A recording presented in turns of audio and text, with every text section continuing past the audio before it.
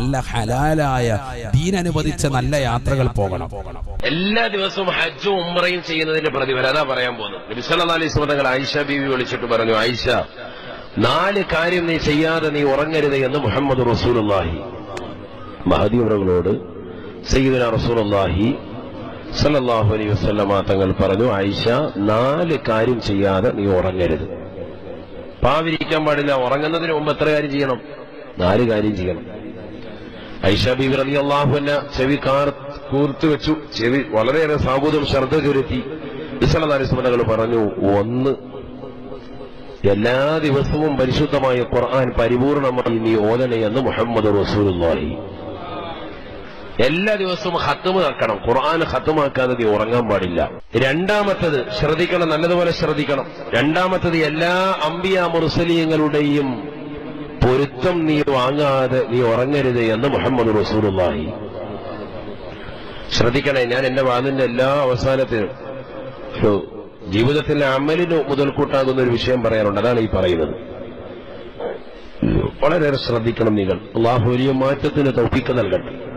നമ്മൾ ഒരുപാട് കേൾക്കുക എന്നതുള്ളതല്ല, കുറഞ്ഞത് കേൾക്കുക, ജീവിതത്തിൽ അത് മാറ്റം ഉണ്ടാവും. അല്ലാഹു തൗഫീഖ് തരട്ടെ. മൂന്നാമത്തത് അല്ലാഹുവിന്റെ റസൂൽ സല്ലല്ലാഹു അലൈഹി വസല്ലം തങ്ങൾ പറഞ്ഞു, എല്ലാ മുഅ്മിനീങ്ങളുടെയും പൊരുത്തം നീ വാങ്ങിയിട്ടേ ഉറങ്ങാവുള്ളൂ എന്ന് ഹബീബ് റസൂലുള്ളാഹി. നാലാമത്തത് ഹജ്ജും ഉംറയും ഡെയിലി നീ നിർവഹിക്കാതെ ഉറങ്ങരുത് എന്ന് ഹബീബ് റസൂലുള്ളാഹി. മനസ്സിലാകുന്നുണ്ട്? 4 കാര്യം വളരെ എളുപ്പമുള്ള 4 കാര്യങ്ങളാണ് ഈ പറഞ്ഞത്. ആയിഷ സിദ്ദീഖ റളിയല്ലാഹു തആല അൻഹ ആലോചിക്കുകയാണ്, തലമുവിനെ ചെന്തപ്പി നബി പറഞ്ഞത് 4 കാര്യവും അസംഭവമാണല്ലോ, ഡെയിലി ഖുർആൻ മുഴുവൻ തീരണം. അങ്ങനെ തീർത്ത മഹത്തുക്കളുണ്ട്. ഷാഫി ഇമാം അത്തരത്തിലാണ്. നമ്മുടെ ഇമാം ഷാഫി റളിയല്ലാഹു അൻഹു എല്ലാ ദിവസവും ഒരു ഖത്മ് ഓതുമായിരുന്നു. റമളാനാകുമ്പോ ഡെയിലി 2 ഖത്ം തീർക്കും. 2 ഖത്ം. ഓർത്തു നോക്കിയേ അവരുടെയൊക്കെ സംഭവം എന്താണ്. അപ്പൊ ബാക്കിയുള്ള ചെയ്യില്ല, ബാക്കി എല്ലാ പരിപാടിയും ചെയ്യും. ചിന്തിച്ചു നോക്കിയ ഡെയിലി അവർക്കുള്ള കറാമത്താണത്. അവരുടെ കറാമത്താണ്. അവരുടെ ആയുസ്സിൽ അല്ലാഹു ബറക്കത്ത് ചെയ്യുന്നതാണ്. അപ്പൊ എല്ലാ ദിവസവും ഒരു ഖത്ം തീർക്കുക, എല്ലാ അംബിയ മുർസലീങ്ങളുടെയും പൊരുത്തം വാങ്ങുക, എല്ലാ മുഅ്മിനീങ്ങളുടെയും പൊരുത്തം വാങ്ങുക, ഹജ്ജും ഉംറയും ഡെയിലി നിർവഹിക്കുക. 4 കാര്യം. ആയിഷ സിദ്ദീഖ റളിയല്ലാഹു അൻഹ ഇങ്ങനെ ചിന്തിച്ചു, അല്ലാഹ് ഇതെന്താ ഈ പറയുന്നത്? നബി സല്ലല്ലാഹു അലൈഹി വസല്ലം തങ്ങളെ നോക്കുമ്പോൾ നബി തങ്ങളുടെ വീട്ടിലാണ് നബി തങ്ങൾ സുന്നത്ത് നിസ്കരിക്കാൻ തുടങ്ങി. ഈ വിഷയം പറഞ്ഞിട്ട് നബി സുന്നത്ത് നിസ്കരിക്കും. സുന്നത്ത് നിസ്കാരം കഴിഞ്ഞ് നബി സല്ലല്ലാഹു അലൈഹി വസല്ലം തങ്ങളോട് ആയിഷ ബീവി ചോദിച്ചു, നബിയെ, ഈ 4 കാര്യവും എങ്ങനെയാണ് സാധിക്കുക? നബി തങ്ങൾ ഒരു പുഞ്ചിരി സമ്മാനിച്ചുകൊണ്ട് വളരെ ഷോർട്ട് കട്ട് പറഞ്ഞു കൊടുക്കാൻ. അങ്ങനെയുണ്ടല്ലോ, കമ്പ്യൂട്ടറിലെ ഷോർട്ട് കട്ട്, മൊബൈൽ ഫോണിലെ ഷോർട്ട് കട്ട്. ഇപ്പൊ മൊത്തത്തിൽ ഷോർട്ട് കട്ടിന്റെ രംഗമാണ്. ഒരു വഴി നമ്മളിപ്പോ ഇവിടുന്ന് തന്നെ എന്റെ നാട്ടിലേക്ക് അടിച്ചു നോക്കുമ്പോഴത്തേക്കും 10ഉം 15ഉം വഴികൾ കാണിച്ചു തരും. കോട്ടയം ജില്ലയിലേക്ക് പോകാനുള്ള വഴികൾ ഇവിടുന്ന് കാണിച്ചു തരും.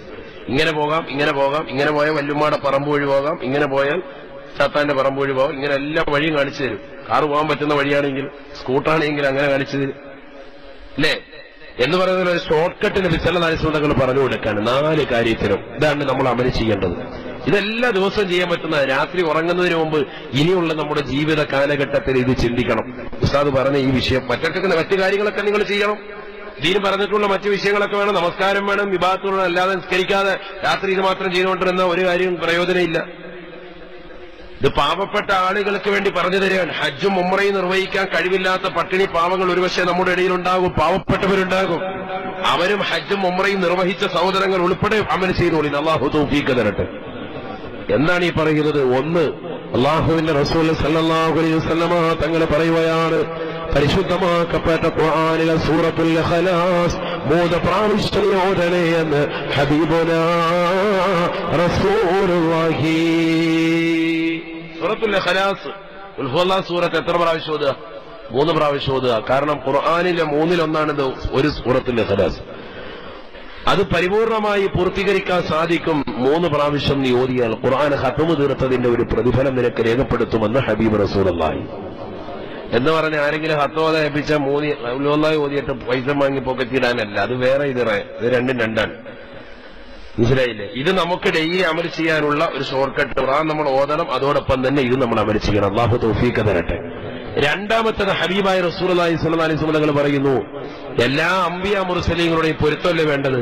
അതിനൊരൊറ്റ സ്വലാത്ത്, അല്ലാഹുമ്മ സ്വല്ലി അലാ സയ്യിദിനാ മുഹമ്മദ് وعلى سائر الأنبياء والمرسلين. എല്ലാവരും اللهم صل على سيدنا محمد وعلى سائر الأنبياء والمرسلين. എല്ലാ അമ്പിയാ മുർസലീങ്ങളുടെ മേലും ആ പൊരുത്തം നിനക്ക് കിട്ടും ഈ സ്വലാത്ത് ചൊല്ലിയാലെന്ന് ഹബീബ് റസൂലുള്ളാഹി. മുഅ്മിനീങ്ങളുടെ മുഴുവൻ ആളുകളെ പൊരുത്തം, എല്ലാ മുഅ്മിനീങ്ങളുടെയും പൊരുത്തം അതെങ്ങനെ സമ്പാദിക്കുക? ഒരൊറ്റ ദുആ. നമ്മളൊക്കെ ജുമായിൽ പുരുഷന്മാരെ കേട്ടുപഠിച്ചതാണ്. ഒരുപക്ഷെ സ്ത്രീകൾക്ക് അതറിയാത്തുള്ളൂ. എന്ത്? അല്ലാഹുമ്മ ഗഫിറിൽ മുഅ്മിനീന വൽ മുഅ്മിനാത്ത്, അല്ലാഹുമ്മ ഗഫിറിൽ മുഅ്മിനീന വൽ മുഅ്മിനാത്ത്. അല്ലാഹുവേ നീ വിശ്വാസികൾക്ക് പുറത്തു കൊടുക്കണേ അല്ലാഹ്, പുറത്തു കൊടുക്കണേ അല്ലാഹ്. ഇതാണ് അതിന്റെ അർത്ഥം. അങ്ങനെയാണ് അല്ലാഹുമ്മ ഗഫിറിൽ മുഅ്മിനീന വൽ മുഅ്മിനാത്ത്. ആ ഒരൊറ്റ ദുആയോടുകൂടി ലോകത്തുള്ള മുഴുവൻ മുസ്ലിമീങ്ങളുടെ പൊരുത്തം നിങ്ങൾക്ക് കിട്ടും. നാലാമത്തത് ആയിഷ സിദ്ദീഖ റളിയല്ലാഹു അൻഹയോട് പറയാണ്, ഹജ്ജും ഉംറയും നിർവഹിച്ച പ്രതിഫലം ഡെയിലി കിട്ടും, ഡെയിലി കിട്ടും. ആരാണിത് പറയുന്നത്? ഹബീബ് റസൂലുള്ളാഹി. ഇതൊക്കെ വെറും കളിതമാശയാണെങ്കിൽ നബിതങ്ങൾ ഒരിക്കലും തന്റെ വിലപ്പെട്ട സമയം തന്റെ ഭാര്യയ്ക്ക് വേണ്ടി നിർദ്ദേശം കൊടുക്കുമല്ലോ. ഇതൊരു തമാശയായി നമ്മൾ കാണരുത്. ഇതൊക്കെ നമുക്ക് എപ്പോഴും അങ്ങനെ തന്നെയാണ്. നമുക്കൊരു ഷോർട്ട് കട്ട് പറഞ്ഞു കൊടുത്താൽ അത് വലിയൊരു വിഷയം. നമുക്ക് വായിക്കൊള്ളാത്ത കുറെ വാക്ക് എന്ന് പറഞ്ഞു കൊടുത്താൽ അത് നല്ല ദിക്റാണല്ലോ ഉസ്താദെ, അതൊരു പെത്രോട്ടം ചെല്ലണം ഉസ്താദെ എന്ന് പറയും. ഞാൻ വെറുതെ പറയാനല്ല, നമ്മുടെ സമുദായത്തിന് പറ്റിയ, പ്രത്യേകിച്ച് സുന്നികൾക്ക് പറ്റിയ ഒരു തെറ്റതാണ്. ലാ ഇലാഹ ഇല്ലല്ലാഹ് ചെല്ലടാന്ന് ഉസ്താദ് ഖത്തീബ് ഉസ്താദ് പറഞ്ഞു കൊടുത്താൽ പറയും, ലാ ഇലാഹ ഇല്ലല്ലാഹ് എന്റെ പൊന്നു ഉസ്താദ് നമ്മൾ ഡെയിലി 40,000 എണ്ണം ചെല്ലുന്നുണ്ട്, ഉസ്താദ് എത്ര ചെല്ലും ഉസ്താദേ എന്ന് ചോദിക്കും. അതാണ് സലാത്ത്. നീ എന്നാ ചെല്ലടാ, ഇജാസത്ത് കൊടുക്കാണ്, അനുവാദം കൊടുക്കാണ്, നീ താജ് സലാത്ത് ചെല്ല്, ഞാൻ ആരി സലാത്ത് നീ ചെല്ലെന്ന് പറയുമ്പോൾ പറയും, ഞാൻ ഈ 2387 ഞാൻ ഇപ്പോൾ ചെല്ലിത്തീറുന്നുണ്ട്, ഉസ്താദ് എത്ര വെച്ച് ചെല്ലും ഉസ്താദേ? അടുത്ത ക്വസ്റ്റ്യൻ എന്ന് പറഞ്ഞാൽ നമുക്ക് പരിചിതമാകുന്ന ദിക്റുകളൊക്കെ നമ്മളങ്ങാണ്ട് ഭയങ്കര സംഭവമാക്കി എന്നുള്ളൊരു ധാരണയാണ്. അതൊക്കെ നിസാരവൽക്കരിച്ചു. ജീവിതത്തിൽ അർത്ഥം അറിയാത്ത ഒരു അറബി വാക്കും കൂടെ കേട്ടാൽ നമുക്ക് ഭയങ്കര സംഭവമായിരിക്കും. നമുക്കിടയിൽ സംഭവിച്ചിരിക്കുന്ന ഒരു വിഷയം അതാണ്. അതുകൊണ്ടാണ് പലരും ദിക്റ് ചോദിക്കാൻ വരുന്ന ഉസ്താദന്മാർക്ക് അറിയാതെ അവർക്ക് വന്ന് ചോദിക്കുമ്പോഴത്തേക്കും അവരിന്ന ദിക്റ് പറഞ്ഞു കൊടുത്താൽ അത് ചെല്ലൂല. കാരണം അത് ഞാൻ ചെല്ലി ഒരുപാട് നോക്കിയത് അവസ്ഥ, അതുകൊണ്ടൊന്നും രക്ഷയില്ല. ഈ സംഭവം അത് ആ ഉസ്താദിന്റെ കയ്യിൽ നിന്ന്, ആ സയ്യിദിന്റെ കയ്യിൽ നിന്ന്, ആ കാദിയാരുടെ കയ്യിൽ നിന്ന്, ആ സദർ ഉസ്താദിന്റെ കയ്യിൽ നിന്ന്, ആ മുത്തല്ലിമിന്റെ കയ്യിൽ നിന്ന്, ആ വ്യക്തിയുടെ കയ്യിൽ നിന്നൊരു ഇജാസത്ത് നിനക്ക് കിട്ടിയിട്ടുണ്ടോ? ഇല്ല. അപ്പൊ അത് വേറെയാണ്, അത് വേറെ ഒരു പരമ്പരയാണ്, ഒരു സനതാണ്. അവിടുന്ന് കിട്ടുമ്പോൾ നിനക്കത് വേറെ രക്ഷയാണ്. അതാണ് മനസ്സിലാക്കേണ്ട. മറ്റേ നീ സനദില്ലാതിരുന്ന് എണ്ണിക്കൊണ്ടിരുന്നു അല്ല പറയുന്നതിനുണ്ടോ. ഇത് കിട്ടേണ്ടവരുടെ അടുക്കൽ നിന്ന് കിട്ടിയപ്പോ അത് നീ ചെല്ല്, അതിന് വലിയ ശ്രേഷ്ഠതയാണ്. അതുകൊണ്ട് ഈ ദിക്റൊന്നും നമ്മൾ ഒരിക്കലും എന്താക്കരുത്, നിസാരവൽക്കരിക്കരുത്. ഇതൊക്കെ വലിയ അമലാണ്. കാരണം ഒരു ഭർത്താവ് തന്റെ പ്രിയപ്പെട്ട ഭാര്യയ്ക്ക് ആരും അറിയാതെ ഒരു പാതിരാത്രിയിൽ നിശയുടെ നിശീതതയിൽ കൂരിരുട്ടിനെ വകഞ്ഞു മാറ്റിക്കൊണ്ട് തന്റെ ചെവിക്കുള്ളിൽ കാതിൽ മന്ത്രിച്ചു കൊടുത്തതാകുന്ന ദിക്റുകളാണിത്. ആ ഭാര്യ ഒരു സാധാരണ വ്യക്തിയല്ല, അസാധാരണ വ്യക്തിത്വമാണ്. അവരുടെ പേരാണ് ആയിഷ സിദ്ദീഖ റളിയല്ലാഹു അൻഹ. ആ ഭർത്താവ് ലോകത്തെ ഏറ്റവും വലിയ അത്യുത്കൃഷ്ട വ്യക്തി മുഹമ്മദ് റസൂലുള്ളാഹി സ്വല്ലല്ലാഹു അലൈഹി വസല്ലം. അപ്പോൾ ഈ ദിക്റിന്റെ വലിപ്പം വലിയ മഹാത്മ്യമാണ്.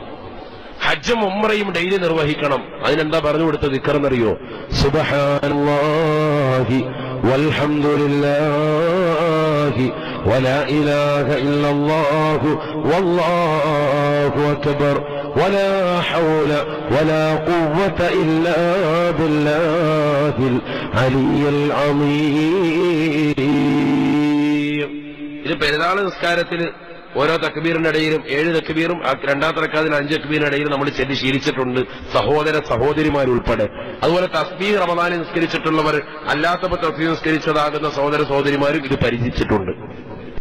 അതുകൊണ്ട് ഈ ദിക്ർ നമുക്കറിയാം. ആ 4 കാര്യങ്ങൾ ഒന്നുകൂടി ആവർത്തിക്കുന്നു, പലർക്കും ചിലപ്പം ഓർമ്മ നിൽക്കൂല. അതുകൊണ്ടാണ് ഒന്നാമത്തത് എന്ത്? ഖുർആൻ മുഴുവനും ഓതുക. എന്താണ് ചെയ്യേണ്ടത്? സൂറത്തുൽ ഇഖ്ലാസ് 3 പ്രാവശ്യം. ഇതൊക്കെ ഡെയിലി ഉറങ്ങുന്നതിന് മുമ്പ് നമ്മളിത് ചെയ്തിട്ട് അങ്ങോട്ട് പോയാൽ 3 കൊള്ളുവന്നാൽ എന്ത് പെട്ടെന്ന് കഴിയും, വളരെ പെട്ടെന്ന് കഴിയാമെന്ന് അതേ പറയാം. 1 മിനിറ്റ് കൊണ്ട് മുഴുവൻ കഴിയും. രണ്ടാമത്തത് ഒരൊറ്റ സലാത്ത്, എല്ലാ അമ്പിയ മുർസലീങ്ങളുടെയും പൊരുത്തം. അല്ലാഹുമ്മ സ്വല്ലി അലാ സയ്യിദിനാ മുഹമ്മദിൻ വഅലാ സായിരിൽ അംബിയാഇ വൽ മുർസലീൻ. മൂന്നാമത്തത് ലോക മുസ്ലിമീങ്ങൾക്ക് വേണ്ടി ദുആ, അല്ലാഹുമ്മ ഗഫിറിൽ മുഅ്മിനീന വൽ മുഅ്മിനാത്ത്. അതിലൂടെ മുഅ്മിനീങ്ങളുടെയും മുഅ്മിനാത്തുകളുടെയും പൊരുത്തം കിട്ടാൻ. നാലാമത്തത് അല്ലാഹുവിന്റെ റസൂൽ പറയുകയാണ്, സുബ്ഹാനല്ലാഹി വൽഹംദുലില്ലാഹി വലാ ഇലാഹ ഇല്ലല്ലാഹു വല്ലാഹു അക്ബർ ولا حول ولا قوة إلا بالله العلي العظيم. ദിക്ർ ചൊല്ലിയാൽ ഹജ്ജും ഉംറയും ഡെയിലി നിർവഹിച്ച പ്രതിഫലം രേഖപ്പെടുത്തുമെന്ന് ഹബീബ് റസൂലുള്ളാഹി. അല്ലാഹു തൗഫീഖ് തരട്ടെ. നമസ്കാരങ്ങളെ ചിട്ടവെച്ച വ്യക്തികളുണ്ടോ? റമദാനിന് നോമ്പുകൾ പിടിച്ചു വീട്ടിയ വ്യക്തികളുണ്ടോ? പാവപ്പെട്ടവരുടെ കണ്ണീരപ്പാൻ സക്കാത്തുകൾ കൊടുത്തു വീട്ടിയവരുണ്ടോ? നിരാലംബര കവലംബമായവരുണ്ടോ? കുടുംബബന്ധം പരിപൂർണമായി ചേർത്തുകൊണ്ട് അള്ളാഹുവിനെ ഭയപ്പെട്ടുകൊണ്ട് ജീവിച്ചതായ ഏതൊരു സാലിഹായ മനുഷ്യനുണ്ടോ? ഏതൊരു സാലിഹത്തായ ഉമ്മയുണ്ടോ? ഉലൈക ലഹും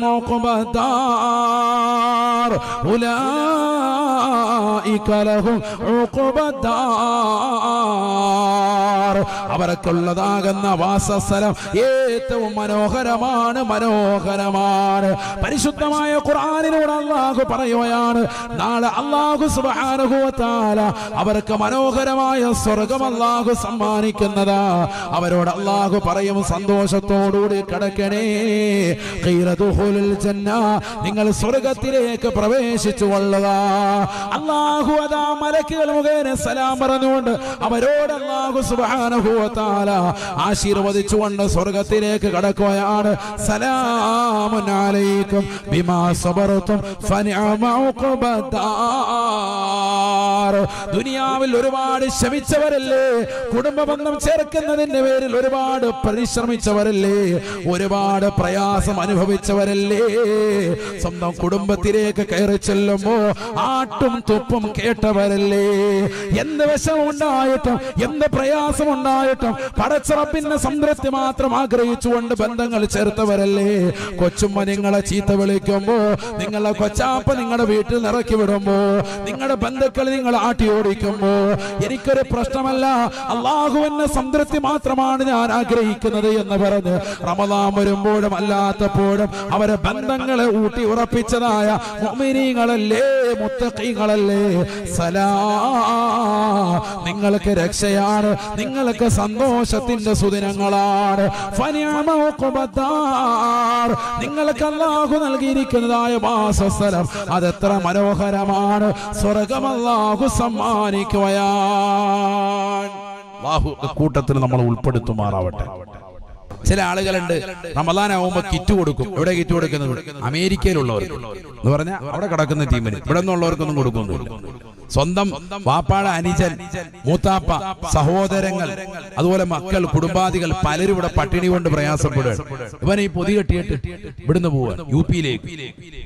എടാ, ആദ്യം കുടുംബക്കാരെ പരിഗണിക്കുക. അവിടുന്ന് കൊടുത്തു തുടങ്ങേണ്ടത്. ഖുർആൻ പറഞ്ഞിട്ടുണ്ട്, അല്ല നിനക്ക് ബോധമുള്ളവനടുത്തല്ല കൊടുക്കണം. ദീൻ പറഞ്ഞതനുസരിച്ച് വേണ്ടേ സമ്പത്ത് കൊടുക്കാൻ. നിനക്ക് ഇഷ്ടമുള്ളത് റോഡിൽ കൂടെ പോകുമ്പോ ഒരു ബംഗാളിയെ കണ്ട് അവന് കൊടുക്കണമെന്നാണ് പറഞ്ഞത്. കൊടുക്കണ്ടെന്നല്ല, മറിച്ച് ആദ്യം പരിഗണിക്കേണ്ടത് ആരെ? അതാണ് പറയുന്നത്. ആദ്യം ആരെ പരിഗണിക്കണം? നിന്റെ ഏറ്റവും അടുത്ത രക്തബന്ധത്തിനെ പരിഗണിക്കണം. ഖുർആൻ അതാണ് പറയുന്നത്. ചില ആളുകൾ അങ്ങനെ റമദാനാവുമ്പോ കിറ്റ് കൊടുക്കുന്ന, അല്ലെങ്കിൽ എവിടെയും കൊടുക്കുന്ന പൈസ കൊടുക്കുന്ന, ഇവിടെ ഒന്നും കൊടുക്കണ്ട, നമ്മുടെ ബന്ധുക്കാർക്കൊന്നും കൊടുക്കണ്ട, അവിടെ അത് അർഹതപ്പെട്ടതാ. എന്റെ സക്കാത്തിന്റെ ഇവിടെ ഉള്ളവരെ പരിഗണിക്കണ്ടേ? നാട്ടിലുള്ള പാവങ്ങളുടെ കണ്ണീരൊപ്പണ്ടേ? അല്ലാഹു തൗഫീഖ് നൽകട്ടെ. സക്കാത്തിന്റെ അവകാശികളാകുന്ന നാട്ടിലുള്ള പട്ടിണി പാവങ്ങളുടെ കണ്ണീരപ്പാതെ മറുനാട്ടിലേക്ക് അത് കൊടുക്കാൻ പറ്റൂല. നാട്ടിലുള്ളവർക്കാണ് നിന്റെ സക്കാത്തിന്റെ വിഹിതം കൊടുക്കേണ്ടത്. അവിടെയുള്ള പാവങ്ങളുടെ കണ്ണീരൊപ്പാനാണ്. 8 അവകാശികളിൽ നിന്ന് 5 അവകാശികൾ നമ്മുടെ നാട്ടിൽ തന്നെയുണ്ട്, അവർക്ക് കൊടുക്കണം. പാവപ്പെട്ട ഫക്കീർ മിസ്കീനുകൾ കൊടുക്കണം. അതിൽ തന്നെ നിന്റെ കുടുംബത്തിൽ ഫക്കീർ മിസ്കീൻ ഉണ്ടെങ്കിൽ അവരെ പരിഗണിക്കണം. ഇതൊന്നും കൊടുക്കൂല. ഒരാടിനെ അറുത്താലും ബന്ധത്തിൽ കൊടുക്കൂല, ഒരു പോത്തിനെ അറുത്താലും ബന്ധത്തിൽ കൊടുക്കൂല. അവരൊക്കെ എപ്പോഴും ഇറച്ചി കഴിക്കുന്ന അവസ്ഥ. എടാ, ഇറച്ചി കഴിക്കോ കഴിക്കാതിരിക്കോ അടുത്ത ബന്ധത്തിലുള്ള രക്തബന്ധത്തിന് കൊടുക്കണമെന്ന് പരിശുദ്ധ ഇസ്ലാം അതാ പഠിപ്പിക്കുന്നു. നീ വല്ലപ്പോഴും അല്ലേ ആടിനെ ഇറക്കുന്നത്? എല്ലാ ദിവസവും ഇറക്കുന്നുണ്ടോ? ആകെ കൊല്ലത്തിലൊരു ആടിനെ ഇറത്ത് നാട്ടുകാർക്ക് മുഴുവൻ കൊടുക്കും. അത് ബന്ധുക്കൾക്ക് കൊടുക്കൻ, ഏറ്റവും അടുത്ത ബന്ധുക്കാരെ പരിഗണിക്കൻ, അതിൽ തന്നെയുള്ള പാവങ്ങളെ പ്രത്യേകമായി ഗൗനിക്കൻ, അവരെ വിസ്മരിക്കരുത്. പണക്കാർക്ക് മാത്രം പൊതി കൊടുക്കാൻ പറ്റൂല. ഗൾഫിൽ നിന്നൊക്കെ വന്ന എത്രയോ പ്രവാസികളുണ്ട്, നാട്ടിലെത്തിയിട്ട് എന്ത് തുടങ്ങണമെന്നറിയാതെ നിൽക്കുന്ന, പകച്ചു നിൽക്കുന്ന ഒരുപാട് പ്രവാസി സുഹൃത്തുക്കൾ നമുക്കറിയാം. നമ്മുടെ ബന്ധത്തിൽ തന്നെ ഉണ്ടാവും. നമ്മുടെ നോട്ടത്തിൽ അവര് നല്ല വീടൊക്കെ ഉണ്ട്, സെറ്റപ്പാണ്. നമ്മൾ പറയില്ല അല്ല റാഹത്ത്, അവരിപ്പോ നല്ല പൂത്ത കാശാണ്. നമ്മൾ പറയുകയാണ് നമ്മുടെ കണ്ണേറും കൂടെ കിട്ടിയിട്ട് അവൻ ഹലാക്കായിട്ടിരിക്കുകയാണ് ഏകദേശം. എന്നിട്ടും പിന്നെ നമ്മൾ പറച്ചിന് നിർത്തുന്നില്ല, ഇപ്പം പോലെ കാശാണ് അവർ, ഒരു കുഴപ്പമില്ലെന്നാ പറയുന്നത്. നമ്മൾ അവിടെ പോയി 10 മിനിറ്റ് ഇരുന്ന് സംസാരിക്കുമ്പോൾ അറിയാം അവൻ ഗൾഫിൽ നിന്ന് വന്നതിന്റെ കാരണം ഇന്ന പ്രശ്നം കൊണ്ട് വന്നതാണ്, ഗൾഫിൽ നിന്ന് ഇന്ന പ്രശ്നം കൊണ്ട് വന്നിരിക്കാം, വർഷം ഇത്രയായി, പൊരിച്ചു പോകാൻ പറ്റുന്നില്ല, ചിലപ്പോൾ പ്രായാധിക്യം കൊണ്ട് തിരിച്ച് വിസ ശരിയാകുന്നില്ല, ആ കമ്പനിയിൽ നിന്ന് പിരിച്ചു വിട്ടിട്ടുണ്ടാവും, വീട്ടിലെ പ്രശ്നമാണ്, മക്കളുടെ ട്യൂഷൻ ഫീസ് അടച്ചിട്ടില്ല, ഭാര്യ അടുത്ത വീട്ടിൽ പോയിട്ട് എച്ചിൽ പാത്രം കഴുകിയിട്ടാ ഇപ്പൊ ഫീസ് അടച്ചുകൊണ്ടിരിക്കുന്നത്. പോയി അന്വേഷിക്കുമ്പോൾ ഇതൊക്കെ അറിയാം. നമ്മളിത് പോകുകയും അന്വേഷിക്കുകയും ബന്ധം പുതുക്കാതിരിക്കുകയും ചെയ്യുന്നത് കൊണ്ട് അവർ നമ്മളോട് ഈ വിഷയം ഒന്നും പറയുന്നില്ല, തുറന്നു പറയൂല. നമ്മളെ കാണുമ്പോ സുഖന്നല്ലേ, പിന്നെ അങ്ങനെ തന്നെ പറയൂ. നമ്മൾ അടുത്തു പോയിരുന്ന് സ്ഥിരമായി ആ ബന്ധം ഒന്ന് വെക്കുമ്പോ പറയും, എടാ ഇങ്ങനെയൊക്കെയുള്ള വിഷയങ്ങളുണ്ട്, ദ്വാരക്കണം എന്നവർ പറയും. നമ്മൾ ബന്ധമില്ലാത്തത് കൊണ്ടാണ്. ഇപ്പൊ ഉദാഹരണത്തിന് അയൽപക്കത്തുള്ളൊരു വ്യക്തി ക്യാൻസർ രോഗം പിടിക്കുന്നത് എപ്പോഴാണ് നമ്മൾ അറിയുന്നത്? കൊല്ലം 1 കഴിഞ്ഞിട്ട് അറിഞ്ഞത്, 10 റേഡിയേഷൻ കഴിഞ്ഞിട്ടുണ്ട്, അപ്പോഴാണ് നമ്മൾ അറിയുന്നത്. നമ്മളോട് ആരാ പറഞ്ഞത്? നമ്മുടെ ഒരു കൂട്ടുകാരൻ പറയാ, എന്റെ അയൽപക്കത്തുള്ള ഇല്ല അക്ബർ എന്ന് പറഞ്ഞ പുള്ളി ക്യാൻസർ ആണ്. ക്യാൻസർ പിന്നെ 2 കൊല്ലമായിട്ട് ക്യാൻസർ ആണ്. നമ്മളപ്പോഴറിയുന്നത്. കാരണം എന്താ? നമ്മുടെ ബന്ധം അത്രേ ഉള്ളൂ എന്നർത്ഥം. തൊട്ട അയൽപക്ക ബന്ധത്തുള്ളതാകുന്ന അവരുടെ അസുഖം പോലും നമ്മൾ അറിഞ്ഞിട്ടില്ല. മനസ്സിലാക്കണം, അതാണ് നമ്മുടെ അവസ്ഥ. കാരണം എന്തുകൊണ്ടാണ്? നമ്മൾ ആ വീട്ടിൽ ആ രീതിയിലുള്ളൊരു ബന്ധം അവിടെ വെച്ചിട്ടില്ല എന്നർത്ഥം. അവരുമായിട്ട് നല്ലൊരു കണക്ഷൻ ആണെങ്കിൽ അവർ ഉറപ്പായിട്ടും പറയും, അസുഖം വരുമ്പോഴേ പറയും, ഇന്ന് പോകുന്നത് ഒരു ബയോപ്സിക്ക് ചെക്കിങ്ങിന് പോവാ, കാരണം അവർക്ക് ഇവിടെ ഒരു മുഴ വന്നിട്ടുണ്ട് കഴുത്തിന്റെ ഇവിടെ, അത് ഇന്നതാകാന്ന് ഡോക്ടർ പറഞ്ഞിട്ടുണ്ട്, നിങ്ങൾ ദ്വാരക്കണം കേട്ടോ എന്ന് നമ്മളോട് പറഞ്ഞേനെ. ദ്വാരക്കം ഈ ചെക്കിങ്ങിന് കൊണ്ടുപോകുമ്പോ തന്നെ പറഞ്ഞേനെ. നമ്മളോട് പറയാത്ത എന്തുകൊണ്ടാ? നീ കേട്ട അൽഹംദുലില്ലാ എന്ന് ഉള്ളുകൊണ്ട് പറയുന്ന സൈസാന്ന് നിന്നെ അറിയാം, അതുകൊണ്ട് നിന്നോട് മിണ്ടിയിട്ടില്ല, നാട്ടുകാർ മൊത്തം അറിഞ്ഞു. അതല്ലേ ഇപ്പോഴത്തെ അവസ്ഥ. നമ്മളോട് പറഞ്ഞിട്ടില്ല. കാരണം എന്തുകൊണ്ടാ? നമ്മളോട് പറഞ്ഞു കഴിഞ്ഞാൽ ഉള്ളുകൊണ്ട് എന്ത് പറയും? അൽഹംദുലില്ലാ നന്നായി പോയി, സോക്കേട് കയറി. നാളെ വഴിയുടെ വിഷയത്തിൽ അവൻ വലിയ ബഹളമായിരുന്നു, ഓൾ അതിനപ്പുറത്ത് ബഹളമായിരുന്നു, നന്നായി പോയി. നമ്മളെ കൈ പൊട്ടിച്ചിരിക്കുമെന്ന് അറിയാന്നുള്ളതുകൊണ്ട് അവർ മിണ്ടിയിട്ടില്ല. നമ്മൾ ഉള്ളു തുറന്ന് സംസാരിക്കണം നമ്മുടെ അയൽവാസികളുമായി, നമ്മുടെ ബന്ധുക്കളുമായി. അല്ലാഹു തൗഫീഖ് നൽകട്ടെ, അല്ലാഹു തൗഫീഖ് നൽകട്ടെ. അവരെ കല്യാണത്തിന് വിളിക്കട്ടെ, വിളിക്കാതിരിക്കട്ടെ, അവരെന്ത് പരിപാടിക്ക് വിളിച്ചാലും വിളിച്ചില്ലേലും നമ്മൾ അതിലൊക്കെ ഭാഗവാക്കാകണം. എന്ന് പറഞ്ഞാൽ വിളിക്കാത്ത കല്യാണത്തിന് പോകണമെന്നല്ല, അതിലൊന്നും സങ്കടം പറയാൻ പാടില്ല. ഒരു സങ്കടവും ഒരാളോട് ഒരു പരാതിയും പരിഭവം പറയാൻ പാടില്ല. ആരെങ്കിലും ചോദിക്കും, നിങ്ങളെ കല്യാണത്തിന് വിളിച്ചില്ല, നാട്ടുകാരെല്ലാം ഉണ്ടായിരുന്നല്ലോ എന്ന് പറഞ്ഞ് നമുക്ക് ഇട്ടിച്ചിരി എണ്ണ ഒഴിച്ചു തന്നാലും നമ്മൾ പറയണം, മറന്നുപോയതായിരിക്കും, വിട്ടുപോയായിരിക്കും, പ്രശ്നമില്ല, അങ്ങനെ പറയണം. അതാണ് മോമിൻ. അല്ല നമുക്കിപ്പം എന്തിനാ ബിരിയാണി, അവിടുത്തെ ഒരു മട്ടൻ ബിരിയാണി കിട്ടാത്തതിന്റെ സങ്കടം നാട്ടുകാരോട് മുഴുവൻ പരാതി പറയാം. അതപ്പോ അവൻ വിളിക്കും, അവൻ വിളിച്ചില്ല, എനിക്കെന്താ, എനിക്കവിടെ വീട്ടിൽ ഇഷ്ടം പോലെ ഉണ്ട് എന്ന് പറഞ്ഞ കവലയിലിരുന്ന് പ്രസംഗം നടത്തിയിട്ട് നമ്മൾ പോയാൽ അതായിരിക്കും അയാൾ അവിടെ പോയിട്ട് പറയുന്നത്. ആ ബന്ധം കൂടുതൽ വഷളാകാൻ ഏറ്റവും കാരണം അതാവും.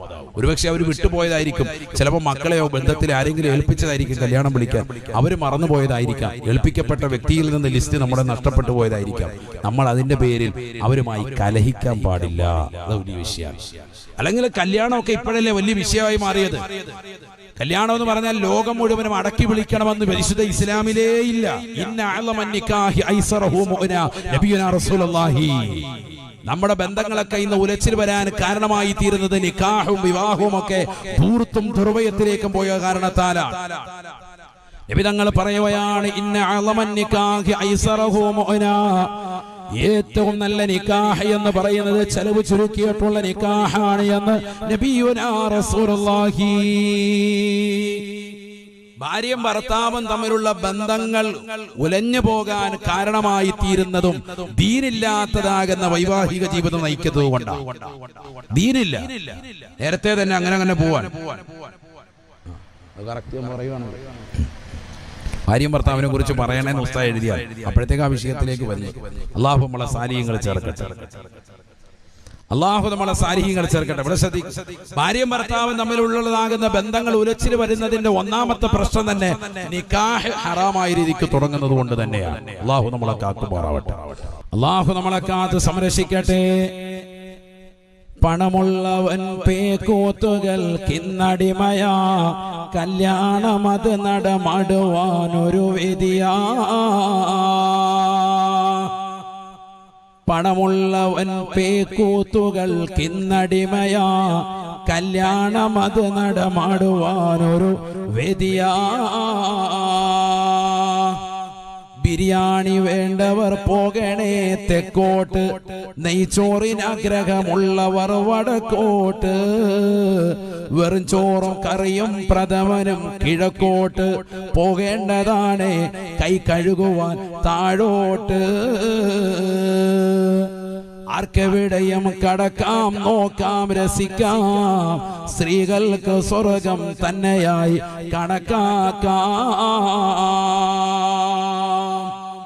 കല്യാണത്തിന്റെ അവസ്ഥ, നമ്മുടെ ഇന്നത്തെ വീടുകളുടെ അവസ്ഥ, എന്റെ ഉമ്മയുടെ ഉപ്പ കൂടിയായ മഹാനായ മർഹൂം തഴവ ഉസ്താദ് അവറുകൾ അവിടുത്തെ അൽമവാഹിബുൽ ജരിയയിൽ വർഷങ്ങൾക്ക് മുമ്പ് കോറിയിട്ടു. 25 വർഷമായി അവിടുന്ന് വഫാത്തായിട്ട്. അതിനും എത്രയോ കൊല്ലങ്ങൾക്ക് മുമ്പ് എഴുതി തീർത്തതാണ് മവാഹിബുൽ ജരിയ. അതിൽ കല്യാണവും ആർഭാടവും എന്ന് പറഞ്ഞ് ഒരു ഹെഡിങ് ഇട്ടിട്ട് 3-4 പേജുകളിലായിട്ട് വിശദീകരിച്ചതാകുന്ന ഭാഗത്തിൽ നിന്നുള്ള 2-3 കവിത ആണ് ഞാൻ ഇപ്പൊ പാടിയത്. പണമുള്ളവൻ പേക്കൂത്തുകൾക്കിന്നടിമയാ, കല്യാണം അത് നടമാടുവാനൊരു വേദിയാ. ശരിയല്ലേ? പൈസ ഉള്ളവൻ ഇങ്ങനെ ഇളക്കാൻ, മഞ്ഞക്കല്യാണം, പച്ചക്കല്യാണം, ചോപ്പ് കല്യാണം, നാട്ടുകാർക്ക് മുഴുവൻ ഉടുപ്പെടുത്തു കൊടുക്കാൻ. അല്ലാഹ്, സഹോദരിമാരെല്ലാം ഒരേ ഡ്രസ്, ആണുങ്ങളെല്ലാം ഒരേ കളർ, കറുത്ത കളറൊക്കെ ഇട്ട് വന്നിരിക്കുക. യമന്റെ ഡ്രസ്സ് ഇട്ടുകൊണ്ടാണ് ഇറങ്ങിയിരിക്കുന്നത്, രംഗത്തിറങ്ങിയിരിക്കുന്നത്. ഇപ്പം മയ്യത്താവും. എല്ലാവരും കളർ വിവിധങ്ങളാകുന്ന ഡ്രസ്സ് ഇട്ടുകൊണ്ട് ഓരോരുത്തരായിട്ട് വന്നിരിക്കാൻ. പുതിയാപ്പിളയുടെ കൂട്ടുകാരി വേറൊരു മോഡൽ JCB-ക്കകത്താ കൊണ്ടുവരുന്നത് തന്നെ.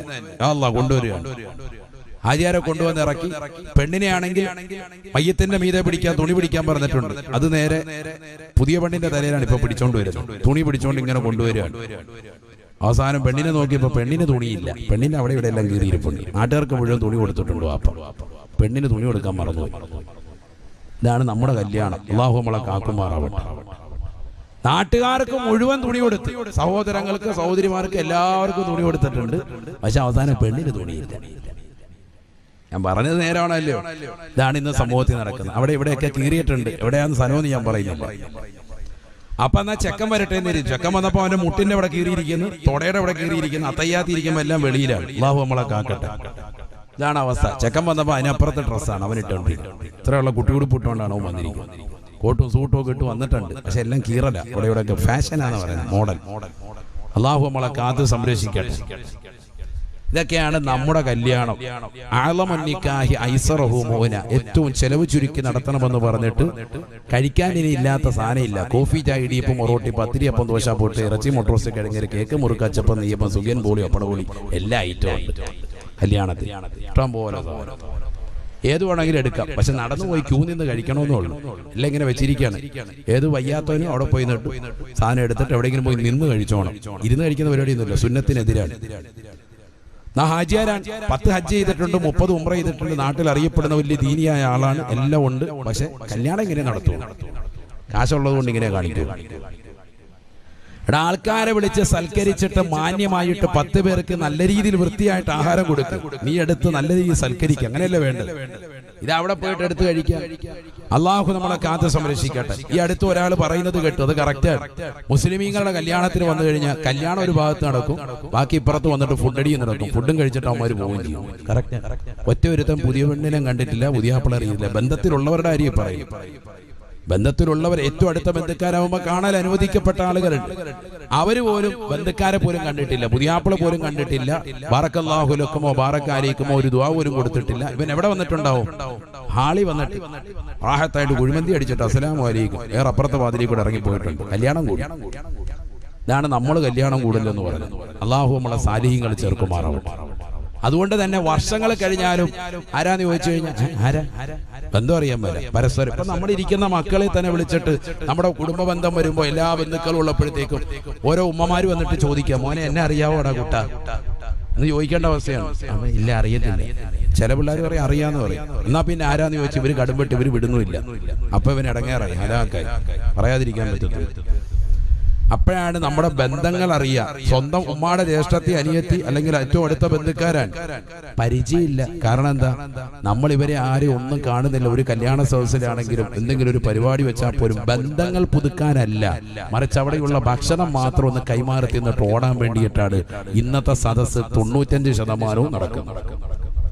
ബന്ധങ്ങളൊന്നും പുതുക്കുന്നില്ല, ആരും തമ്മിൽ കാണുന്നില്ല, ആരെയും കാണുകയും വേണ്ട. നമുക്ക് ഒരാളെ കണ്ടാൽ മതി, മൊബൈൽ ഫോൺ നോക്കിയിട്ട് ഇങ്ങനെ കുത്തിക്കൊണ്ടിരിക്കുക. സ്വന്തം ഭാര്യ തൊട്ടടുത്തിരുന്ന ആരും തോണ്ടിക്കളിക്കാൻ അതാണ് ഒരു പണ്ട് പെണ്ണുങ്ങൾ ദ്വാരുന്നത്, മൊബൈലായാൽ മതിയായിരുന്നു. കാരണം എപ്പോഴും ഭർത്താവിന്റെ തോണ്ടൽ കിട്ടിയായിരുന്നു. അള്ളാഹു നമ്മളെ സാരിയങ്ങൾ ചേർക്കും. കാരണം എപ്പോഴും ഇതാ കുത്തിക്കൊണ്ടിരിക്കുന്നു, ഭാര്യയോട് സംസാരിക്കുന്നില്ല. ഇന്ന് നമ്മുടെ കുടുംബജീവിതം ഏറ്റവും തകരാറിലാകാനുള്ള ഒന്നാമത്തെ കാരണം മൊബൈലാണ്, വില്ലനാണ്. കാരണം ഭാര്യയുമായി സംസാരിക്കാൻ നമ്മൾ തയ്യാറാകുന്നില്ല. അധിക വീട്ടിലും 10 മിനിറ്റെങ്കിലും നമ്മുടെ ഭാര്യയുടെ വിഷമവും പ്രയാസവും കേൾക്കാൻ ഭർത്താവ് പൂർണ്ണമായി തയ്യാറായാൽ 10 മിനിറ്റ് അവളുമായിട്ട് അടുത്തിരിക്കണം എല്ലാ ദിവസവും. അതിന് സമയം കണ്ടെത്തണം, ഈ കുടുംബജീവിതം തകരും. 10 മിനിറ്റ് അവള് പറയുന്നത് മുഴുവൻ നല്ലതുപോലെ കേൾക്കുക എന്നുള്ളതാണ്. നീ പറയുന്നു വേണ്ട, നീ ഡയലോഗ് അടിക്കുകയേ വേണ്ട, നിന്റെ വാടച്ച് സീല് വെച്ചേക്കുക. എന്നിട്ട് പെണ്ണുങ്ങൾ പറയുന്നത് കേൾക്കുക, നല്ല റാഹത്തായിട്ട് കേട്ടുകൊടുക്കുക. അങ്ങനെ കേട്ടുകൊടുത്താൽ തന്നെ 95% കുടുംബജീവിതം വിജയിച്ചു. അള്ളാഹു തൗഫീഖ് തരട്ടെ. അതൊരു സൈക്കോളജിക്കൽ മൂവ്മെന്റ് ആയി പറഞ്ഞു. ഭാര്യമാര് പറയുന്നത്, അവർ സംസാരിക്കുന്നത് നമ്മൾ കേൾക്കണം. നമ്മൾ അങ്ങോട്ട് കയറി സംസാരിക്കുക, അറ്റാക്ക് ചെയ്യല്ല വേണ്ടത്. അവള് പറയാനുള്ളത് മുഴുവൻ പറയാം. അവൾക്ക് വിഷമവും പ്രയാസവും പറയാനുള്ളത് നമ്മളോടാണ്. കാരണം നമ്മൾ പകലന്തിയോളം പോയി ഇങ്ങനെ പാടത്തും പറമ്പത്തും എല്ലാം പണിയെടുത്ത് അവിടെ ഇവിടെ എല്ലാം കറങ്ങി അടിച്ചിട്ട് പോയിട്ട് വന്നത്. ഇവള് വീട്ടിലിരുന്നിട്ട് പാത്രം കഴുകലും മക്കളുടെ വസ്ത്രം കഴുകലും നമ്മുടെ ഉടുപ്പ് കഴുകലും ടെൻഷനും ആകെ ഇടങ്ങേറും, ആദ്യം പുറത്തൊന്നും പോകുന്നില്ല, ആകെ ടെൻഷനായിട്ടിരിക്കുകയാണ്. വരുമ്പോ നമ്മളോട് വിഷമം പറയുമ്പോൾ നമുക്ക് ഒരുപാട് ബുദ്ധിമുട്ടുണ്ട്, പല ജോലി തിരക്കിലൊക്കെ കഴിഞ്ഞിട്ട് വന്നതാണ്. പക്ഷെ ആ ടെൻഷൻ എല്ലാം ഉണ്ടെങ്കിൽ പോലും ഭാര്യയുടേതാകുന്ന വിഷമങ്ങളും പ്രയാസങ്ങളും പറയുമ്പോൾ അത് കേൾക്കാൻ തയ്യാറാകണം. അത് പിന്നെ അതൊക്കെ അങ്ങനെ നടക്കും, അതൊക്കെ അങ്ങനെ തന്നെ ഉണ്ടാവുള്ളൂ എന്ന് പറഞ്ഞ് നീ കുളിക്കാനും നീ ശ്രദ്ധിക്കാതെ പോവുകയും ചെയ്താൽ അവൾ ഈ വിഷമങ്ങളും പറയും. അപകടമാണ്. അല്ലാഹു നമ്മളെ കാക്കുമാറാവട്ടെ. ബന്ധങ്ങൾ ഉലയാനും പെൺകുട്ടികളുടെ ഹൃദയം മറ്റൊരുത്തനിലേക്ക് ചായാനുമുള്ളതാകുന്ന കാരണം ഒന്ന്, ഭർത്താവ് യഥാർത്ഥ ശ്രോതാവാകാതിരിക്കുന്നു എന്നുള്ളതാണ്. ആണ് ഞാൻ പറഞ്ഞതിനർത്ഥം. അള്ളാഹു നമ്മളെ സാലിഹ്യങ്ങൾ ചേർക്കട്ടെ. നമ്മൾ നല്ലതുപോലെ കേൾക്കുമായിരുന്നു. എപ്പോ കല്യാണം കഴിഞ്ഞത് അനുവദനീയമാണ്, അതിനിടയിൽ ഫോൺ വിളിക്കലും അനുവദനീയമാണ്. നിക്കാഹ് കഴിഞ്ഞതിന് ശേഷം, അതല്ലാതെ നിക്കാഹ് വരുന്നതിന് മുമ്പ് തന്നെ ഉള്ള ഫോൺ വിളി, ആദ്യമായി കാണുമ്പോൾ തന്നെ ഉള്ളതാകുന്ന ഫോൺ കൈമാറ്റം, അത് വിശുദ്ധ ഇസ്ലാമിൽ പെട്ടതല്ല. നമ്മുടെ ബന്ധങ്ങൾ പിന്നീട് ഉലയാൻ കാരണം ദീനില്ലാത്തതാകുന്ന ഇത്തരത്തിലുള്ള നിക്കാഹുകളാണ്. അള്ളാഹു നമ്മളെ കാക്കുമാറാവട്ടെ. ദീനില്ല, കാരണം സംസാരിക്കുന്ന മുഴുവൻ ഹറാമാണ്. അല്ലാഹുവേ ഞങ്ങളെ നീ കാത്ത് സംരക്ഷിക്കണേ അല്ലാ, പരിപൂർണമായ കാവൽ നൽകി അനുഗ്രഹിക്കണേ അല്ലാ. ആദരവായ റസൂലുള്ളാഹി സ്വല്ലല്ലാഹു അലൈഹി വസല്ലമ തങ്ങൾ തന്റെ പ്രിയപ്പെട്ട അനുയായികളോട് പറയുകയാണ്, സ്വഹാബ, അയ്യുമംറഅത്തിൻ മാതത് വ സൗജുഹാ അൻഹാ റാദിൻ ദഖലത്തിൽ ജന്ന, ദഖലത്തിൽ ജന്ന. ഭാര്യ മരിക്കുന്നതാകുന്ന ഏതെങ്കിലും ഭർത്താക്കന്മാർ ഈ സദസ്സിലുണ്ടെങ്കിൽ ചിന്തിക്കണേ. ഹബീബായ റസൂലുള്ളാഹി സ്വല്ലല്ലാഹു അലൈഹി വസല്ലമ തങ്ങൾ പറയുകയാണ്, ഭാര്യമാര് മരണപ്പെട്ടു പോകുമ്പോൾ ഭർത്താവ് പറയുകയാണ്, എന്റെ ഭാര്യ തങ്കക്കട്ടിയാണ്, എന്റെ ഭാര്യ നല്ലവളായിരുന്നു. അയ്യുമംറഅത്തിൻ മാതത്, ഒരു പെണ്ണ് മരണപ്പെട്ടു പോയി, വസൗജുഹാ അൻഹാ റാദിൻ, അവളുടെ ഭർത്താവ് അവളെ കൊണ്ട് സംതൃപ്തിപ്പെട്ടവനാണ്. എന്റെ ഭാര്യ സാലിഹത്തായ പെണ്ണാണ്, ഒരു അന്യരാകുന്ന പരപുരുഷന്റെ മുഖത്ത് നോക്കിയിട്ടില്ല, മോശപ്പെട്ട സംസാരം സംസാരിച്ചിട്ടില്ല. അവള് സാലിഹത്തായ പെണ്ണാണ്, എനിക്ക് വേണ്ടി എന്റെ മക്കൾക്ക് വേണ്ടി ജീവിച്ചവളാണ്, എന്റെ മക്കളെ പ്രസവിച്ചവളാണ്, എനിക്ക് വേണ്ടി ജീവിച്ചവളാണ്, ഒരുപാട് കാലം ഞങ്ങളോടൊപ്പം കഴിഞ്ഞവളാണ്, എനിക്കവളെ സംതൃപ്തിയാണ് എന്നൊരു ഭർത്താവ് ലോകത്തോട് വിളിച്ചു പറഞ്ഞാൽ അവൻ മനസ്സുകൊണ്ട് തന്നെ അങ്ങനെ നിയ്യത്ത് വെച്ചാൽ തന്നെ ദഖലത്തിൽ ജന്ന, പെണ്ണേ നിനക്ക് സ്വർഗം പുൽകാൻ എവിടെയും പോകണ്ട, ആ ഒരൊറ്റ സർട്ടിഫിക്കറ്റ് മതിയെന്ന് നബിയുനാ റസൂലുള്ളാഹി, അല്ലാഹുവിന്റെ റസൂലിന്റെ അധ്യാപനമാണ്. കഴിയുമോ 10-ാം കല്ലിലുള്ള പ്രിയപ്പെട്ട മുസ്ലിം സഹോദരിമാരെ, ഭർത്താവിന്റെ സർട്ടിഫിക്കറ്റ് വാങ്ങിയെടുക്കാൻ നിനക്ക് നിന്റെ ജീവിതം കൊണ്ട് സാധ്യമാകുമോ? ഇന്നലെ കണ്ട കാമുകനുമായി രഹസ്യമായി ചാറ്റിംഗ് നടത്തിക്കൊണ്ട് അവരുമായി ശാരീരികമാകുന്ന ബന്ധത്തിന് വേണ്ടി ഇറങ്ങി തിരിക്കുന്നതാകുന്ന മുസ്ലിം സഹോദരിമാരില്ലയോ? സ്വന്തം മാതാപിതാക്കൾ മറന്നുകൊണ്ട് ഇന്നലെ കണ്ട കാമുകനുമായി ബൈക്കിന്റെ പിന്നാമ്പുറത്ത് കറങ്ങി നടന്ന് ഭർത്താവ് അറിയാതെ, വാപ്പയറിയാതെ, ഉമ്മയറിയാതെ ഒളിച്ചോടാ തയ്യാറായി നിൽക്കുന്നതായ 4 പ്രസവിച്ചതാകുന്ന ഉമ്മമാരുള്ള കാലഘട്ടമല്ലേ?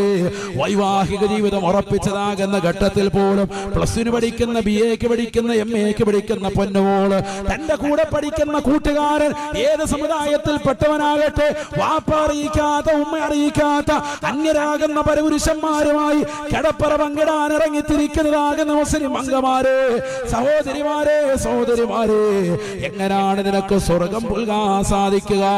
കോടതി മുറിയിൽ വന്നുകൊണ്ട് എനിക്ക് ഇന്നലെ കണ്ട കാമുകന് മതി എന്ന പരസ്യമായി വക്കീലിനോട്, ജഡ്ജിയോട് വിളിച്ചു പറയുന്ന അംഗമാരുള്ള കാലഘട്ടമല്ലേ? നഊദു ബില്ലാഹ്. ഈ അടുത്ത് നമ്മൾ കണ്ടതല്ലേ, കൊല്ലം ജില്ലയിൽ പ്രായം ചെന്നതാകുന്ന പ്രിയപ്പെട്ടതാകുന്ന മകള്, പ്രായപൂർത്തിയെത്തിയതാകുന്ന പൊന്നുമോള് അന്യരാകുന്ന ചെറുപ്പക്കാരനുമായി മറ്റൊരു മതത്തിൽപ്പെട്ടവർ ഒളിച്ചോടിപ്പോയപ്പോ അച്ഛനും അമ്മയും അതാ ആത്മഹത്യ എഴുതുകയാണ്. എന്റെ മകളെ ഒരിക്കലും ഇനി ജനാസ കാണിക്കരുത്, ഞാൻ മരിച്ചുപോയാൽ ഞങ്ങളുടെ ജനാസ കാണിക്കരുത് എന്ന് പറഞ്ഞുകൊണ്ട് പരസ്യമായി കുറിപ്പെഴുതി വെച്ചുകൊണ്ട് ആത്മഹത്യ ചെയ്ത് കളഞ്ഞില്ലേ? വാപ്പയുടെ ഉമ്മയുടെ ഹൃദയത്തിൽ നമ്പരപ്പെടുത്തിയിട്ട് പെണ്ണെ, ഈ ലോകത്ത് നീ ആരുടെ കൂടെ ജീവിച്ചാലും നിന്റെ ജീവിതത്തിൽ ഒരു സന്തോഷം കൈവരാൻ പോകുന്നില്ല. എത്രയെത്ര കല്യാണങ്ങൾ അത്തരത്തിൽ ഈ ലോകത്ത് നടന്നു പോയിട്ടുണ്ട്. ആർഭാടകരമായ ജീവിതം നയിക്കുന്നതിനിടയിൽ സ്വന്തം മാതാവിന്റെയും പിതാവിന്റെയും കഷ്ടപ്പാടുകൾ അറിയാതെ അവർ നിന്നെ പൊന്നുപോലെ വളർത്തി 18 വയസ്സ് വരെ നിന്നെ താലോലിച്ച് വളർത്തിയതാകുന്ന പ്രിയപ്പെട്ട മാതാവ്, പിതാവ് അവർ സ്നേഹം നൽകിയില്ല എന്ന് പറഞ്ഞുകൊണ്ട് കോടതി മുറിയിൽ ഇറങ്ങിക്കൊണ്ട് മറ്റൊരുത്തന്റെ കൂടെ ഇറങ്ങിപ്പോകുന്നവളെ, രജിസ്റ്റേര് മാറിയത് കഴിച്ചുകൊണ്ട് കഴിഞ്ഞുകൂടുന്നവളെ, 5 വർഷം പോലും തികയ്ക്കാതെ എത്രയെത്ര സഹോദരിമാരാണ് നിറഞ്ഞ വയറുമായി വീട്ടിനുള്ളിലേക്ക് കയറി വരുന്നത്. എന്നെ ഇന്ന ചെറുപ്പക്കാരോട് ഉപേക്ഷിച്ചു ഉമ്മ, എന്നെ ഇന്ന സഹോദരൻ കൊന്നുകളയുമെന്ന് പറഞ്ഞു ഉമ്മ, സ്ത്രീധനത്തിന്റെ പേരിൽ വല്ലാതെ വിഷമിപ്പിക്കുന്ന വാപ്പ. വാപ്പയും ഉമ്മയും നിനക്ക് സ്നേഹം നൽകിയത് കാണാതെ, അത് തിരിച്ചറിയാതെ കാമക്കണ്ണുമായി നടന്ന് അന്യരാകുന്ന പരപുരുഷന്മാരുടെ ചൂട് കിട്ടാൻ വേണ്ടി വീട്ടിനുള്ളിൽ നിന്ന് ഇറങ്ങിത്തിരിക്കുന്നതാകുന്ന പെണ്ണുങ്ങള് അവസാനം നിറവയറോടുകൂടി ഏതെങ്കിലും റെയിൽവേ ട്രാക്കുകളിൽ കൊന്നുപോയി തള്ളിയിടുന്നതാകുന്ന ഗതികെട്ട അവസ്ഥ ഈ സമുദായത്തിലെ എത്രയെത്ര മക്കൾക്ക് വന്നിട്ടുണ്ട്. എന്നിട്ട് പോലും നമ്മുടെ മക്കള് പഠിക്കുന്നില്ല.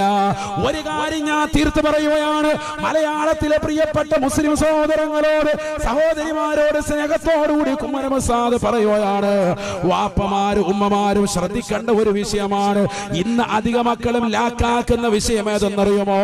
ഞാൻ ഒളിച്ചോടി അന്യമതത്തിൽപ്പെട്ടതോ അല്ലെങ്കിൽ മുസ്ലിം സമുദായത്തിൽപ്പെട്ടതോ ഏതെങ്കിലും ഒരു ചെറുപ്പക്കാരനുമായി കല്യാണം കഴിച്ച് ഒരു കുട്ടിയാകുമ്പോ കൈക്കുഞ്ഞുമായി വന്നാൽ എന്റെ വാപ്പ സ്വീകരിക്കുമെന്നുള്ള ചിന്തയാണ്. എന്റെ ഉമ്മ ഉറപ്പായും സ്വീകരിക്കും, എന്റെ ഉമ്മയുടെ പ്രിയപ്പെട്ട കൊച്ചുമോളല്ലേ എന്ന ചിന്തയതാ ഉമ്മയുടെ ഹൃദയത്തിൽ കടന്നു വരും എന്ന് കരുതിയിട്ട് തന്നെയാണ് അധിക മക്കളും ഇന്ന് ഉറക്കമൊഴിച്ചുകൊണ്ട് ഒളിച്ചോടാൻ തയ്യാറാകുന്നത്. ലോകം കണ്ട ഏറ്റവും വലിയ തിന്മയാണെന്ന് നിങ്ങൾ തിരിച്ചറിയണേ. വ്യഭിചാരത്തിലൂടെ ഉണ്ടാകുന്ന സന്താനങ്ങൾ എത്രയാണ്, എത്രയാണ്. അല്ലാഹുവിന്റെ റസൂൽ പറയുകയാണ്, ഒരു കാലഘട്ടം കടന്നു വരും സാബ, അങ്ങനെ ഒരു കാലഘട്ടം കാണാതെ ലോകാവസാനം ഉണ്ടാവുകയില്ല. ഏതാണ് ആ കാലഘട്ടം എന്നറിയുമോ?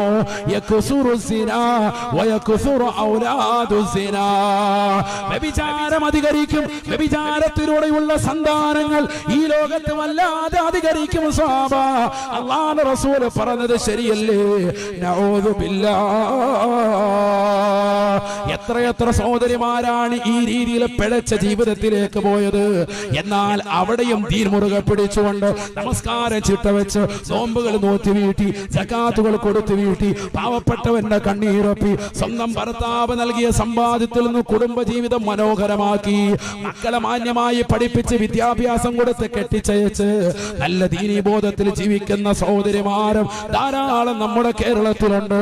സ്വന്തം ഭർത്താവിനെ സ്നേഹിച്ചുകൊണ്ട് കഴിയുന്ന, സ്വന്തം പിതാവിനെ സ്നേഹിച്ചുകൊണ്ട് കഴിയുന്ന, ഖുർആനും ഹദീസും കൃത്യമായി പഠിച്ചുകൊണ്ട് ദീനീ ചിട്ടയിൽ ജീവിക്കുന്ന, ദിക്ർ ചൊല്ലിക്കൊണ്ട് സ്വലാത്ത് ചൊല്ലിക്കൊണ്ട് ഭർത്താവ് നേരത്തെ മരണപ്പെട്ടു പോയതാകുന്ന വിധവകളായ സഹോദരിമാർ വരെ ഒരു അനാവശ്യമാകുന്ന ചിന്തകളിലേക്ക് പോലും ചുവട് വെക്കാതെ എത്രയോ പ്രാവശ്യം ചുവടുകൾ പിഴയ്ക്കാമായിരുന്നു. വാട്സാപ്പ് ഉള്ളവളാണ്, ഫേസ്ബുക്ക് ഉള്ളവളാണ്, ഇൻസ്റ്റഗ്രാം ഉള്ളവളാണ്, നമ്മൾ ഉപയോഗിക്കുന്നതിൽ യൂട്യൂബ് ഉപയോഗിക്കുന്നവളാ. എല്ലാ അശ്ലീലതകളും അവൾക്ക് ടൈപ്പ് ചെയ്ത് മേച്ചിൽ പുറങ്ങൾ തേടാൻ അറിയാം. എങ്കിലും പടച്ചറബിന്റെ സംതൃപ്തി സംതൃപ്തി എനിക്ക് കിട്ടണമെന്ന് കരുതിക്കൊണ്ട് ഭർത്താവിലൂടെ തനിക്ക് അല്ലാഹു നൽകിയതാകുന്ന 4-5 മക്കളെ കൃത്യമായി ഭക്ഷണം നൽകി പോറ്റി വളർത്തി ദീനീ വിദ്യാഭ്യാസവും മതവിദ്യാഭ്യാസവും ആത്മീയവും ഭൗതികവും നൽകിക്കൊണ്ട് നല്ല രീതിയിൽ പഠിപ്പിച്ച് കെട്ടിച്ചയച്ചതാകുന്ന മാതാക്കളില്ലേ, അല്ലാഹുവേ ഞങ്ങളുടെ പ്രിയപ്പെട്ട ഉമ്മമാർക്ക് നീ സ്വർഗം കൊടുക്കണേ നാഥാ, നീ സ്വർഗം കൊടുക്കണേ അല്ലാ. ഒരുപാട് ശ്രമിച്ചവർ, ഒരുപാട് സഹിച്ചവർ, ഒരുപാട് ത്യാഗങ്ങൾ അവർ സഹിച്ചുകൊണ്ടാണ് മക്കളെ പോറ്റി വളർത്തിയത്. ആ മാതാവിനെയും പിതാവിനെയും നൊമ്പരപ്പെടുത്തിക്കൊണ്ട് ഒളിച്ചോടുന്ന പെണ്ണേ, നിന്റെ ജീവിതത്തിൽ ഒരു ഗുണവും നിനക്കുണ്ടാവുകയില്ല. ജീവിതത്തിൽ ഒരു ഗുണവും ഉണ്ടാവൂല. അല്ലാഹു നമ്മളെ കാക്കുമാറാവട്ടെ. ഇന്ന് 95% മക്കൾ ഒളിച്ചോടുന്നതിന്റെ കാരണം ഇപ്പൊ പറഞ്ഞത്. ഞങ്ങൾ പോയിട്ട് രജിസ്റ്റർ മാരി ചെയ്ത് ഏതെങ്കിലും അന്യമതത്തിൽപ്പെട്ടവനാകട്ടെ എല്ലാം കഴിഞ്ഞ് പരിപാടി കഴിഞ്ഞിട്ട് കുട്ടികളായി കഴിയുമ്പോൾ ഉമ്മ 2 കൈ നീട്ടി നിൽക്കും സ്വീകരിക്കാൻ, ഉറപ്പാണ്. അപ്പൊ പിന്നെ വീട്ടിലേക്ക് തന്നെ വന്ന് കയറാം, സ്വത്തും റാഹത്തും ഒക്കെ എല്ലാം കിട്ടും. അതുവരെ ഒന്നും വേണ്ടെന്ന് പറഞ്ഞ് മാറിപ്പോയി വാടകയ്ക്ക് നടക്കുന്ന പരിപാടിയാണ്.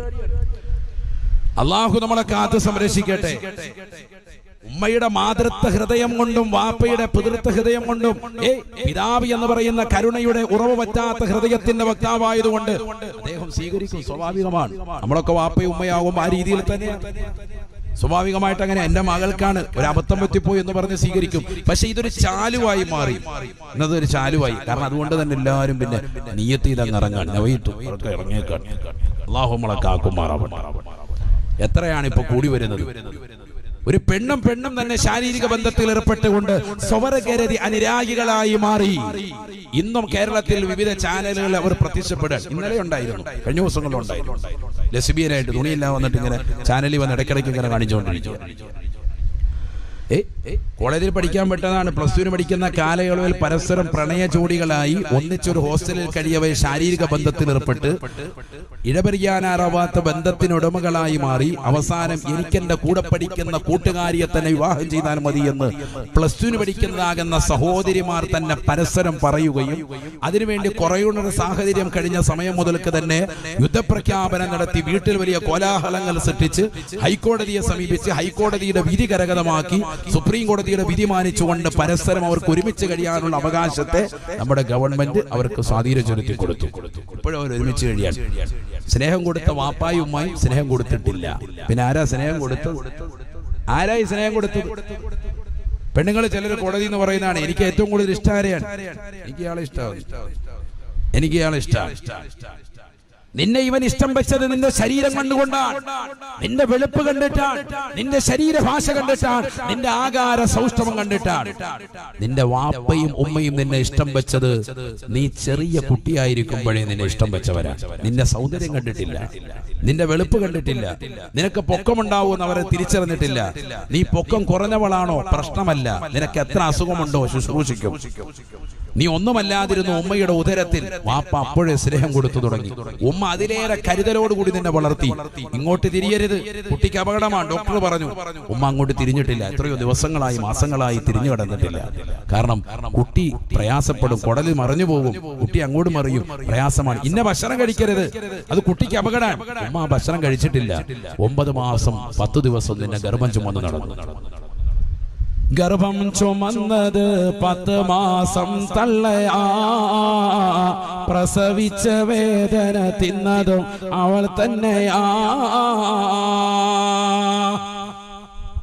ഗർഭം ചുമന്നത് 10 മാസം തള്ളയാ, പ്രസവിച്ച വേദന തിന്നതും അവൾ തന്നെയാ. പാലും കൊടുത്ത് വളർത്തലും അവളാണ്. ഇവ 3 കാര്യം ബാപ്പയിൽ ഒഴിവാണ്. എല്ലാവർക്കും ഉമ്മയെ വല്ലാതെ ഇഷ്ടമാണ്. ആണോ അല്ലയോ? ആണ്. ആണുങ്ങൾക്കടക്കം നമുക്കെല്ലാവർക്കും ഉമ്മാന്ന് കേൾക്കുമ്പോൾ ഭയങ്കര ഇഷ്ടമാണ്. ലോകത്തെ ഏറ്റവും കൂടുതൽ കടമയും കടപ്പാടും ഞാൻ ആരോടാണ് നബിയെ വെക്കേണ്ടത്? നബി തങ്ങൾ പറഞ്ഞു, നിന്റെ ഉമ്മയോട്. ചോദ്യകർത്താവ് വീണ്ടും ചോദിച്ചു, പിന്നെ ആരോട്? സുമ്മമൻ, അടുത്തതാരോട് എന്നതാണ് അറിയേണ്ടത്. നബി തങ്ങൾ പറഞ്ഞു, നിന്റെ ഉമ്മയോട്. വീണ്ടും ചോദിച്ചു സുമ്മൻ, മൂന്നാമത്തേതാരോടാണ്, അടുത്തതാരാണെന്നാണ് അറിയേണ്ടത്. അപ്പോഴും നബി തങ്ങൾ പറഞ്ഞു നിന്റെ ഉമ്മയോട്. 3 വട്ടം പറഞ്ഞത് ഉമ്മയെയാണ്. ഉമ്മയെ മറക്കാൻ പറ്റൂല. നാലാമതാരോട് എന്ന് പറഞ്ഞാൽ അടുത്തതാരോട് ഒരാളെ പറഞ്ഞിട്ടുള്ളൂ, ഉമ്മയാണ് പറഞ്ഞത്. അടുത്തതാരാണ്? അബൂക്ക, നിന്റെ ഉപ്പയോട്. നബി മുഹമ്മദ് മുസ്തഫ ആരോടെന്നല്ല പറഞ്ഞത്, നിന്റെ കൂട്ടുകാരനോട് എന്നല്ല പറഞ്ഞത്, നിന്റെ കൂട്ടുകാരിയോട് എന്നല്ല പറഞ്ഞത്, നിന്റെ ചങ്ക് ബ്രോ എന്നല്ല പറഞ്ഞത്, നീ സ്നേഹിക്കുന്ന നിന്റെ കാമുകനോട് എന്നല്ല പറഞ്ഞത്. ലോകത്തെ ഏറ്റവും കൂടുതൽ കടമയും കടപ്പാടും നിന്റെ ഉമ്മയോട്, നിന്റെ വാപ്പയോട്. നബി മുഹമ്മദ് മുസ്തഫ എന്തുകൊണ്ട് 3 വട്ടം ഉമ്മയെ പറഞ്ഞു? ഗർഭം ചുമന്നത് 10 മാസം തള്ളയാ, പ്രസവിച്ച വേദന തിന്നതും അവൾ തന്നെയാ. 9 മാസം 10 ദിവസം ഗർഭം ചുമത് നിന്റെ പ്രിയപ്പെട്ട ഉമ്മയാണ്. അതാണ് ഒന്നാമതായി ഉമ്മയെ പറയാനുള്ള കാരണം. രണ്ടാമത് നൊന്ത് പ്രസവിച്ചത് ഉമ്മയാണ്. രണ്ടാമതായി ഉമ്മയെ പറയാനുള്ള കാരണം അതാണ്. എത്രയോ ത്യാഗം സഹിച്ചിട്ടാണ് ഉമ്മ നിന്നെ പ്രസവിച്ചിട്ടത്. ശരീരത്തിന്റെ 22ഓളം എല്ലുകൾ ഒരേ സമയത്ത് ഒടിച്ചാലുള്ള വേദനയാണ് ഒരു പ്രസവ വേദനയുടെ സമയത്ത് ഒരു ഉമ്മ അനുഭവിക്കുന്നത് എന്ന് ശാസ്ത്രം ഇന്ന് സമ്മതിക്കുന്നുണ്ട്. എങ്കിൽ അത്രയേറെ വേദന സഹിച്ചിട്ടാണ് ഉമ്മ നിന്നെ ലോകത്തേക്ക് പ്രസവിച്ചിട്ടത്. പ്രസവിച്ചിട മാത്രല്ല, പാലും കൊടുത്ത് വളർത്തലും അവളാണ്. ഇവ 3 കാര്യം പാപ്പയിൽ ഒഴിവാണ്. അല്ലാഹു ഞങ്ങളുടെ ഈ മജ്‌ലിസിലുള്ള ഉമ്മമാർക്ക് നീ ആഫിയത്ത് കൊടുക്കണേ അല്ലാ. ഈ സദസ്സ് ലൈവായി കേട്ടുകൊണ്ടിരുന്ന വീടിനകത്തലങ്ങളിൽ കണ്ണീരൊഴുക്കുന്ന പ്രായം ചെന്ന ഉമ്മമാരുണ്ട്. മക്കളെ തിരിഞ്ഞു നോക്കാതെ പ്രയാസപ്പെടുന്നതാകുന്ന പ്രായാധിക്യം കൊണ്ട് ബുദ്ധിമുട്ടുന്ന ഉമ്മമാര്, അല്ലാഹു നീ ആഫിയത്ത് കൊടുക്കണേ അല്ലാ. ദീർഘായുസ്സ് നൽകണേ അല്ലാ. മൂന്നാമത് പ്രവാചകൻ പറയാൻ കാരണം 2 വർഷത്തോളം മുലപ്പാല് നൽകിയത് നിന്റെ പ്രിയപ്പെട്ട ഉമ്മയാണ്. അല്ലാഹു നമ്മുടെ ഉമ്മമാർക്ക് ദീർഘായുസ്സ് നൽകുമാറാവട്ടെ. മരണപ്പെട്ടു പോയവർക്ക് അല്ലാഹു മഗ്ഫിറത്തും റഹ്മത്തും നൽകി അനുഗ്രഹിക്കട്ടെ. അടുത്ത സ്ഥാനം വാപ്പയാണ്. വാപ്പയെ മറക്കാൻ പാടില്ല.